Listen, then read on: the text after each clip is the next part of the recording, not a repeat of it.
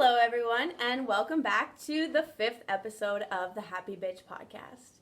Today's episode is going to be all about scams.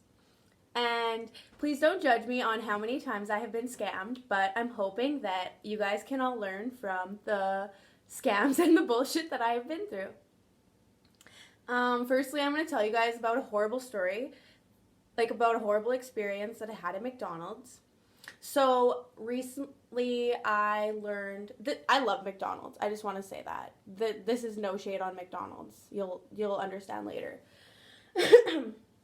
So basically I was talking with a friend and she said, hey, there's this new BTS meal at McDonald's and it comes with, it's nuggets and it comes with different dipping sauces. And I was like, oh, fuck, I love sauces. I love nuggets. I love dipping. This is going to be so good.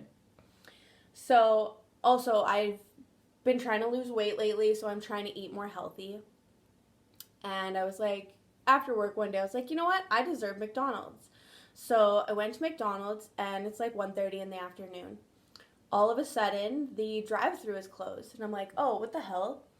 So, kind of just parked for a minute, thought about going in, and then all of a sudden, someone came and, moved the blockades from the drive-thru. I was like, okay, cool, this is awesome, perfect timing. So I go and I order a bunch of food, so much food, please don't think I'm a fat kid. So I got 2 double cheeseburgers with extra pickles, I got the nuggets and the sauces, and then I got bacon and egg English muffin. So I was super pumped for this awesome munch at McDonald's. Oh, and for anyone who's not watching on YouTube, Maximus is in the studio again today. Maximus is my dog. He is a brindle pit bull boxer. So yes, back to the story. So I ordered all this food and I'm about to start eating it, and first I go for the double cheeseburger. Fucking love me a double cheeseburger. Love, love, love. I eat this shit for 15 years, probably even longer. Anyways, love double cheeseburgers, so I get it. It's a little more greasy than normal. I was like, it'll be fine. So I start eating it, and literally every bite that I take, there is now grease dripping onto the wrapper. I'm having to fold the wrapper up on the sides as to contain the grease. But it was really fucking delicious. It was so greasy, but it was so good.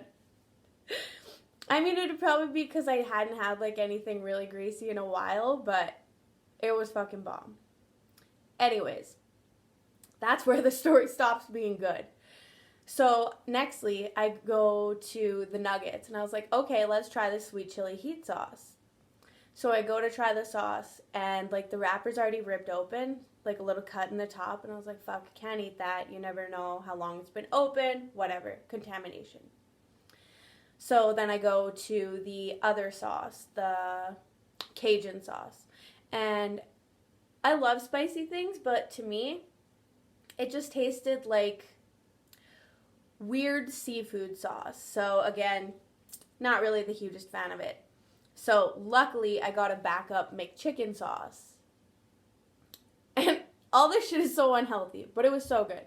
So then I put the McChicken sauce on the nuggets. I maybe had 3 of them. And then I was like, something doesn't taste quite right. It tastes kind of stale. So whatever.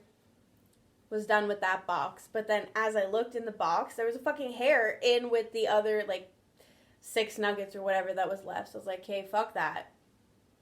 Done with that. Was still slightly hungry, though.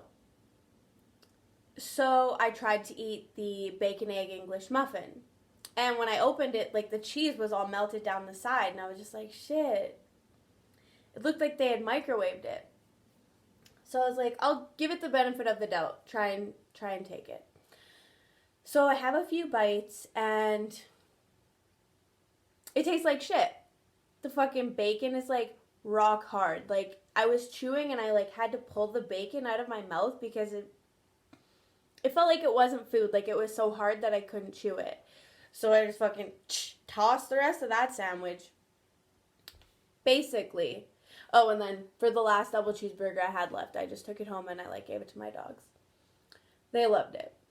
But I'm not telling you this to bash McDonald's. Oh, and also I think there was really something going on at that location. Like maybe the power went out or like something happened because like the drive-through was closed in the middle of the day. Something must have happened. This is usually a legit McDonald's. Their food is always hot and always fresh and like they serve you with a smile. It's a good time.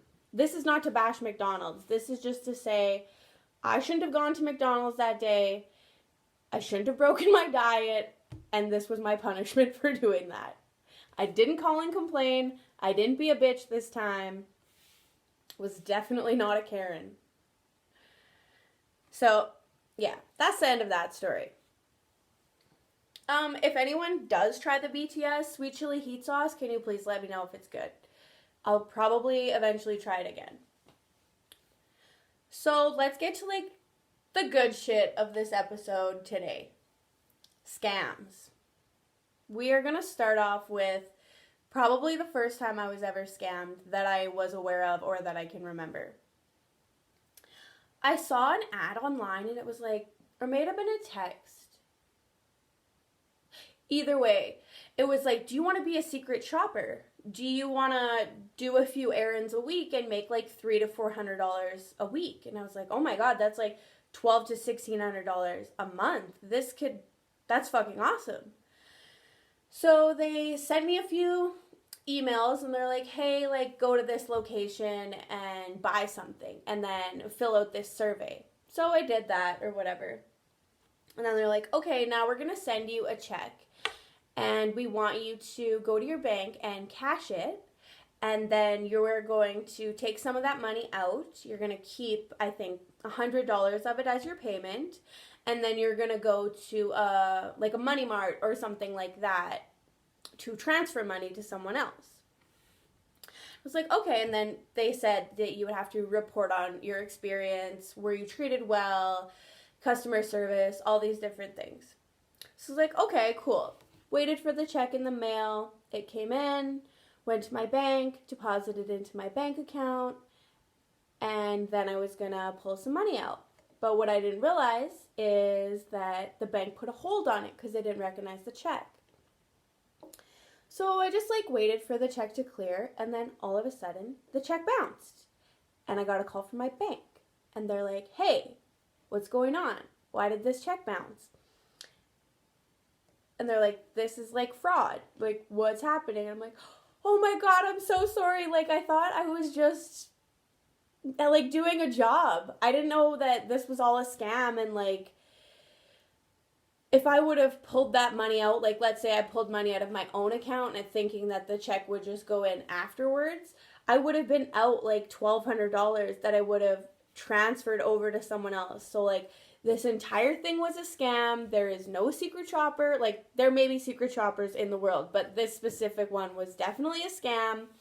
And I learned the hard way, and luckily my bank, like, was really nice to me, and they, like, understood that I was, like, I think I was, like, 21 at the time, and just, like, fell for a stupid scam. I've also been known to be, like, fairly naive. And, like, always give people the benefit of the doubt and, like, always believe people have face value and all these things. And lately I'm realizing, well, over the past several years, I'm realizing that you can't always do that and that, like, there are some bad people out there in the world and people don't always have the best intentions. So the faster button. This one's not really, like, a scam, but it's just, like, yeah, you'll understand. So we were going to Vegas, and I was so excited, and like a couple days before we left, I had seen a article that WestJet had released, and we were going to be flying WestJet, so I was like, okay, might as well check this out. So in the article, it said that they had recently equipped all of their flights with a faster button, that if the people on the flight wanted the airplane to go faster, they could just push the faster button and then the pilot would know to drive faster. while reading this article, I was thinking, like, well, wouldn't everyone just always push the faster button so, like, we would get on to our vacation quicker?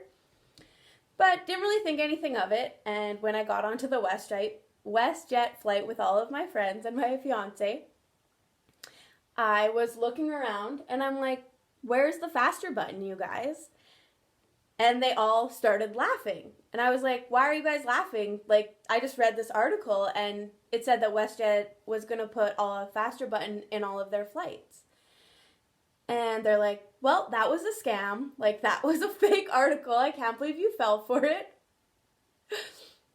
So, like, everyone laughed and, like, it's still kind of like an ongoing joke. Like, where's the faster button? There is no faster button. That's where it is.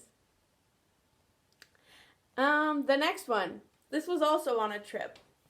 So the first time that I went to Mexico was with my boyfriend at the time, now fiance. And we stayed in an all-inclusive resort, and it was in Cancun, and it was beautiful, and it was fantastic. And I could still say all of those things, even after getting robbed twice. So, like, maybe the second or third day, we were going to go drink at the swim-up bar. So, you know, we leave our shoes beside the pool and go into, like, this little swim-up bar area. You can't see where you had placed your stuff, but it's not a big deal because I thought, we're at an expensive resort. Everyone here had to fucking pay to get here, so everyone must be rich. Nobody's going to fucking steal. So I had left a Michael Kors pair of sandals beside the pool. We got shit-faced in the swim-up bar, and as it started raining, we had to, like, get back into the hotel, so we go to grab our shoes, and my sandals are gone. I was fucking pissed, and I was drunk, so it was not a good situation. So we go back in, we go to our room, whatever, check the desk and stuff. Like, did anyone turn in these shoes? Like, maybe someone saw them when they were getting rained on and they're like, oh, not these beautiful shoes, like, get them inside kind of thing. No, nobody's that fucking nice. Somebody stole my fucking shoes. Anyways, moral of the story is, don't leave nice shit unattended. No matter if you're at a millionaire's party or not. Like, somebody could rip you off at any point in life. Sorry to say. But y'all probably already knew that. The second time I got robbed on that Mexico trip was, I had, like, my money in a wallet, and I think I had, like, $100 and some dollars in American money, and I had it in my wallet. Now, if you don't know, in most hotels nowadays, they have a little safe, and then, like, you put your stuff in there, you program a code, and then your stuff is safe, right? Because at this resort specifically, there's, like, one guy who does the towels, there's one guy who does the fridges, there's another person who come and makes the beds, there's one person who come and cleans the toilets or whatever, right? So there's, like, people in and out of your room all day while you're getting drunk and being on vacation. So when you leave your wallet on the counter with a bunch of money, there's no way to fucking track who took the money. So someone could just take the money and leave. So they had taken all the money except $10, which I thought was kind of nice. Like, I'm going to steal from you, but just in case you need to buy something later, I'm going to leave you $10. So yeah, that was the second time that I got robbed in Mexico. Don't leave your stuff out. If there's a safe, lock it up. If you have a bunch of cash, like, put it in with your socks. Put it under the mattress. Put it in with your dirty clothes. That's a good one. Fuck, if you have a diaper, like, wrap it up in a diaper. But someone might throw the diaper out and throw your money away, so that wouldn't be a good idea. But just don't leave your shit around. Oh, my car situation. So one time I had a Volkswagen Jetta and I had no heat in it, and it was the middle of winter, and where I live, it's like minus 40 sometimes. So, and I live out of town, so I have to drive like half an hour a day. So if you have no heat, it really sucks. So I was telling my friend at work about it, and he's like, oh, I know this really affordable garage. Like, at this time, I didn't really have a lot of money that I could just throw at getting my car fixed.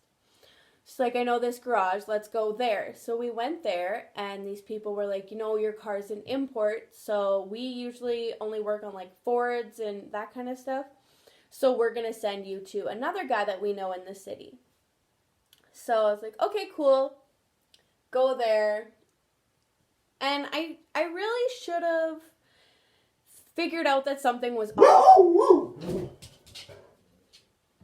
I should have realized that something... Maximus, honey, go. I should have realized that something was off when I went to use the washroom at this garage, and there was, like, cigarette butts put out on the floor, and, like, it looked like the washroom hadn't been cleaned in, like, probably years. But I was like, whatever, like, this guy's old school. He doesn't give a shit about any of that stuff. He doesn't care about cleaning. You know what he cares about? He cares about fixing the cars. That's kind of what I told myself. Like, this guy was legit. He was going to fix my car. So anyways, he's like, yeah, this, and this is what's wrong. It's going to be like $800. Come bring it in tomorrow. I'll get these parts for you. Whatever. Take the car in, get it fixed. It didn't really get fixed. So then the car was warm because it was inside the garage. He's like, yeah, see how warm the car is? It's blowing warm air and everything. I was like, okay, cool. Like, I'm so happy that I have heat. Get on the highway in -40, and I'm freezing my ass off again. So I go back to him the next day, and he's like, oh, yeah, I just have to, like, flush one thing out really quick, and it'll be fine. So he does whatever he has to do, and then I take it again. Still not fixed. Go back there. I think this is, like, the 4th time I had fucking been there or something. And I was like, hey, like, I took my sister with me because I was like, I need backup. I was like, hey, like, this still isn't working. Can you try and fix it again? So I think this is, like, the 2nd or 3rd time that he's going to try and refix what he already fixed. So he does that again. And at this point, he's starting to get a little bit rude with me. And, like, acting like I did something wrong or, like, blaming me and stuff. And, like, he was being super unprofessional and, like, talking towards me in, like, a threatening and or aggressive manner. And, like, it was just getting ridiculous. So I think he tried to fix it again. Wasn't fixed. I went back there the next day and I was like, look, I need you to give me my fucking money back because you have not fixed this car. This is going on a week and a half that I've been coming back here. This is bullshit. And he was like, no, I will not give you your money back. I'm going to take these parts out of your car. And you see that belt over there that's all full of dirt? That came out of your car. I'm going to put that back in your car. And I was like, dude, literally all I wanted was heat in my vehicle. Like, it's fucking cold. Not to mention, I had already given you $800. So he's like, no, I'm not giving you your money back. You're shit out of luck, more or less. So at this point, I was like, what the fuck do I do? Like, this is a really tough situation. So luckily, I had used my MasterCard to pay for the car to get fixed. And I think I was telling one of my buddies at work about this situation. He's like, call MasterCard. See what they say. So I called MasterCard and I explained the whole situation to them. And they're like, oh my God, that's so terrible. Like, we're so sorry you have to go through that. Here, we can get you your money back. And I'm, like, blown away. I'm like, are you serious? Like, this is insane. This is the greatest news I've heard all day. And then I can actually get my car fixed by someone who knows what the fuck they're doing. So, I get my money back. Got the car fixed. Ended up selling the car because I was just done with it. MasterCard was amazing. They helped me. They sided with me. They're like, we're sorry. Like, thank you, MasterCard. It was fucking amazing. You guys are great. Fraud coverage, like, I can't say enough good things about it.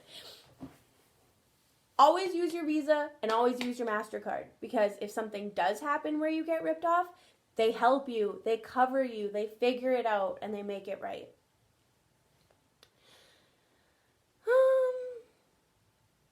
Okay. Here's another story about me getting robbed on a trip. So we went to Vegas, and there was like, I don't know, like 20 of us, and we were all like following each other in this group, and like we were all drunk, and at some point throughout the night I was like, I'm tired of following people around. Like, I'm gonna go do whatever I want, talk to who I want, dance around, you know, I'm on vacation. We're in Vegas. Hello, like, let's have a good time. But what I didn't realize is once you get separated from the group, you're not gonna find them again. Not in Vegas. So got separated from the group, was probably pretty hammered at this point. Met up with a girl my age and a guy my age, and we were having a great old time. We were dancing around, we were talking with people, having drinks, having smokes, watching entertainment, and it was a great time.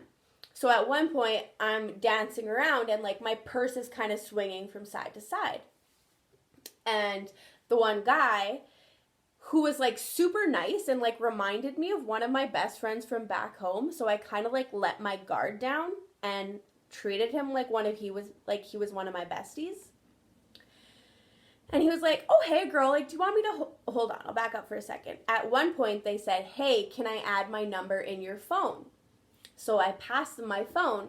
They said, hey, what's your PIN? And I told them what my PIN was, and they typed it in and entered their number in my phone. So later on, we're dancing. As I said, my purse is now swinging from side to side. And the guy's like, hey, like, do you want me to hold your purse for you? And like I said, my guard was completely down. So I was like, of course, thanks so much. Like, that's so nice of you to offer. Looking back on it, like, Kayla, you dumb fucking bitch. He is not trying to hold your purse to be nice.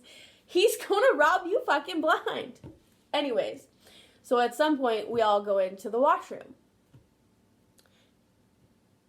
Yes, me, the girl, and the guy. I think, like, he might have identified as, like, a girl, or, like, he just came into... It doesn't really matter. He came into the girls' washroom with us, what have you. So I'm in the washroom finishing up my business, go to wash my hands, and I'm, like, waiting for them. They don't come out. And then I realize, I don't have my purse. They have my fucking purse. And, not to mention, my phone PIN is the same PIN as my debit card. So this is lesson 1, guys. Do not keep your fucking debit PIN and your phone code the same. Because you never know when there's scam artists and people watching over your shoulders, especially when you travel. When you travel, you are like a walking dollar sign to the locals. Sorry to say, especially if it's in like a harsh neighborhood or like a country where they don't have a lot of money. They know that you're there and you have money, and potentially they can take that money from you. Sorry, truth hurts when it's true. So yeah, I am now in Vegas, and I realize that my purse has just been stolen. Luckily, I still have my phone. I get a hold of my boyfriend, and I'm like, you need to come get me. And he's like, I'm on a bus going back to the hotel. And I'm like, I got robbed. I don't know what the fuck's going on. So then in the morning, I wake up. But keep in mind that I am so drunk that I do not think to cancel my debit card immediately. So I wake up in the morning with my bank account drained. They had done 26 different transactions at a few different locations and drained, I think, about $1,200 from that account. Pretty much all the money that I had to, like, be in Vegas with. So luckily I have a Visa debit with that bank account. So I had to make a police report and all this stuff about getting robbed, and it was like this whole ordeal, and it wasn't a very fun way to spend a day of vacation. But moral of the story is, Visa saved my ass again. They were able to get me my money back, and all is well. And I fucking learned a pretty valuable lesson. Get a fucking one of those little fanny packs that go underneath your shirt. You keep your shit in there, and nobody's gonna fuck with you. Well, and also just don't be a dumb drunk bitch, and don't get separated from the group.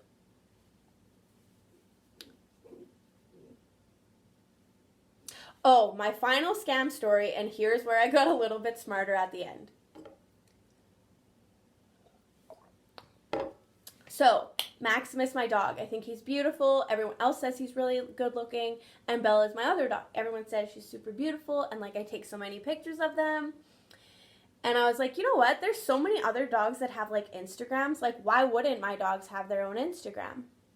You can follow Maximus at Maximus, the letter J, Champagne on Instagram. He has really cute stuff. Anyways, so I was like, okay, let's make Maximus an Instagram. So we're posting on there, and like a couple days in, you know, he's getting a few followers and stuff, and we start getting messages from like different brands saying like, hey, we want to do a collaboration with you, and blah, blah, blah. I was like, oh my god, like that sounds so awesome. So they had given us one offer, and like, mind you, 4 or 5 different companies are messaging us. I say companies in quotations because you will later find out that they are not real companies.